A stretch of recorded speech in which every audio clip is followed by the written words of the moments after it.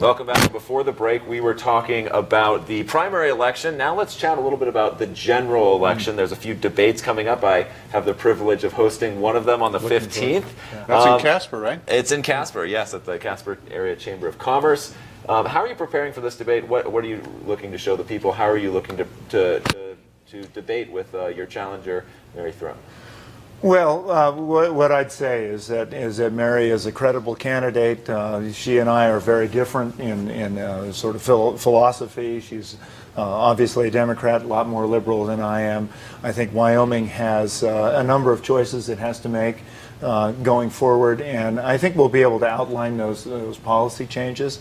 You know, both of us have history and energy, and I think you know, as we talk about Wyoming's future, we'll talk about how we diversify our economy. I've got some solid ideas about how we do that. I've been bolstered, actually, you know, as we talked about the primary election. There were some really good ideas that the Republicans put forward. You know, the whole slate of candidates that are behind the Republican side all have good ideas on how we do the economic diversification. When people think about diversifying the economy, they think of NDOW. What's your position on NDOW if you become governor? Where do you take it from where Governor Mead's left off?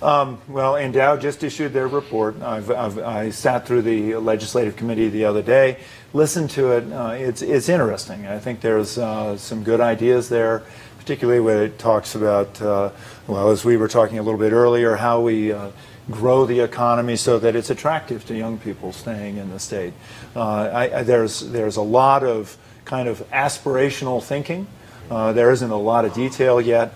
And so what I've talked about in the primary campaign, and I will continue to talk about, is how do we organize our economic development activities so that we don't have 15 different agencies, but we do have a very direct and good way to be able to. Now, aspirational thinking, that's a kind of an interesting term. Is that like pie in the sky type of stuff? So, can I ask you this, Mark? Do you support the president's call for a southern border wall? Frank, I think it is incredibly important that we have secure borders. Very good. And so one of the reasons I ask is one of the things I've come up with, and I'm trying to promote it here, and you don't even hold a coal mine. Building that wall out of Wyoming coal. Taking that coal, powderizing it, pressing it into Lego-sized blocks that are the size of a train car, and taking them down there along the border and stacking them up. If we get into trouble with it, we have breaches of it and so forth, we can light it on fire because we got plenty of coal. We can replace it. I just think it's a good way to think about raising revenues. Well, I'm going to take you off the hook. Yeah. Well, what I was going to say is that one of the cool things is in Wyoming right now we are developing some great construction materials out of coal. Right. And that is a good idea. Actually, it isn't as far out as it sounds, but cities and towns in Wyoming, you know, I'm a city councilman here. I've got about 4 months to go till the end, but the thing that has disturbed me the most being a city councilman is how we get financed, how we get money. Yes. So there's 99 cities and towns in Wyoming. 70% of your voting population is in the cities and towns.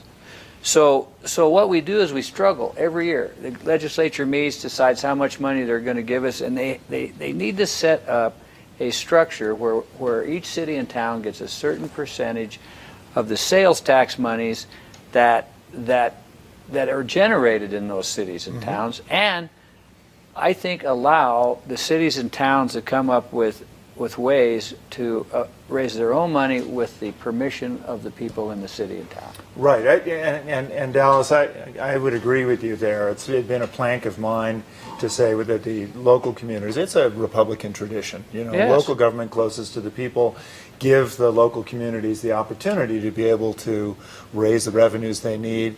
The responsibility for that, as you mentioned, is with the communities they serve. I think that's critical. One of the things that we've worked on over the last couple of years has been to expand the opportunities for investments. You know, we just passed this last year a new investment opportunity for local communities, and one of the things I'd like to see the legislature pass this year is to expand that to having a more diversified, i.e. having some stocks along with bonds. That's something an Amendment A allowed us to do. But just to give those tools so the communities can set their own future. Let me ask you one other question. What do you think, if we were somehow able to come up with a plan that kids who graduated from Wyoming high schools and lived in Wyoming were able to get free tuition at the University of Wyoming. Now, the reason I ask that is in New York at NYU, for the medical students, they passed some sort of law there that is allowing the medical students to have free tuition. Now, to keep children in our state, I'm thinking, I was Sound like Bernie Sanders. I was goodness. I was crowbarred out of Wyoming when I was in 3rd grade and got back here in 6th grade and never wanted to leave. Now, my sons have come and gone. They're both here now. But is that just a ridiculous idea that we'd do that for our students? You know what I want? I want the city council to buy 5 tuitions per year for Casper Quickly College. before we go to break, we got to go to break quickly. But your thoughts on University of Wyoming tuition? Well, let me just say, we already have the Hathaway Scholarship. One of the things It I'm is. promoting is setting up a new endowment for vocational education. I'd like to talk a little bit more about that because I think there are some great opportunities.